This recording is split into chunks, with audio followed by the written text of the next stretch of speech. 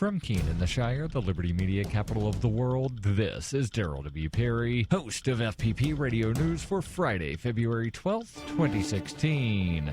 Silver is trading at $15.67 per ounce. Gold is valued at $1,237 per ounce. And according to BitcoinAverage.com, the average price of Bitcoin is $380.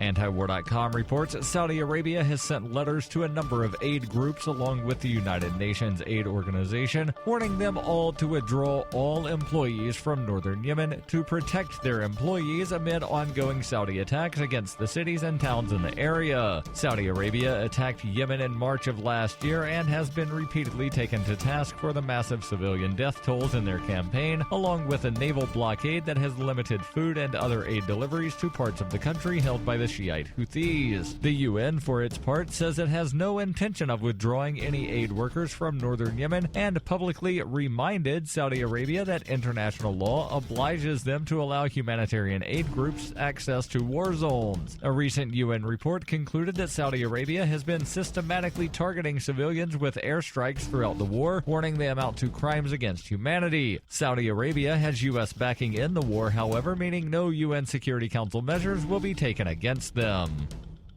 Bitcoin Not Bombs is a launching pad for nonprofits and social entrepreneurs into the financial freedom of the Bitcoin economy. Bitcoin Not Bombs offers premium publicity campaigns designed to facilitate an organization's adoption of Bitcoin as a payment system. Bitcoin Not Bombs is fully committed to being the hub of the nonprofit sector of the Bitcoin economy, maximizing the potential cross-promotion of all our clients and commercial partners. To learn more, visit bitcoinnotbombs.com.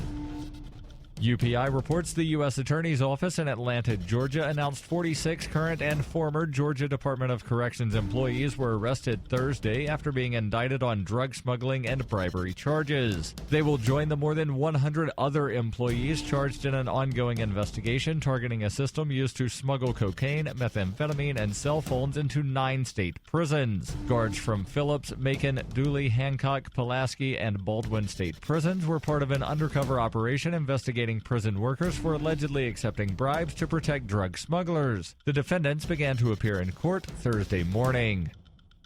For nearly 40 years, Robertson Roberts brokerage has been a trusted source for buying and selling precious metals like gold and silver. They also take Bitcoin for precious metal purchases and have permanently removed the minimum purchase amount for all orders paid in the digital currency. Call Robertson Roberts today for knowledgeable advice on buying and selling precious metals and a forward-thinking approach to new technologies. 800-874-9760 or visit online at rrbi.co.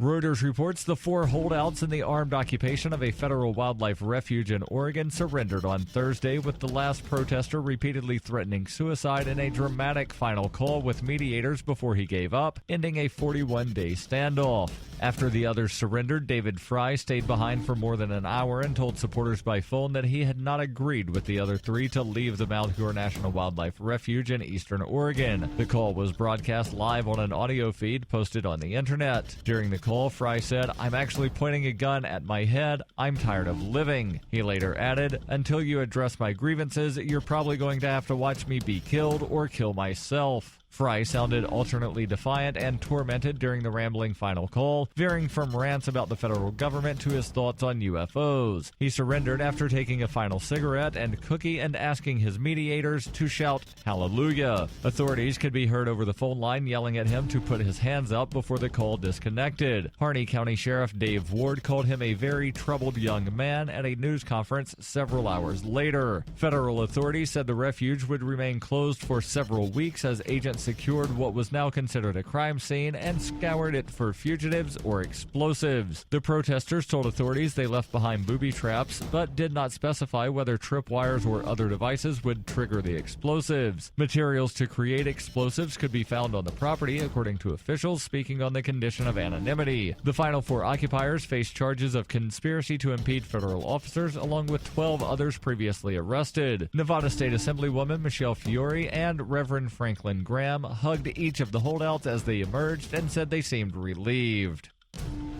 This has been FPP Radio News, online at fppradio.com.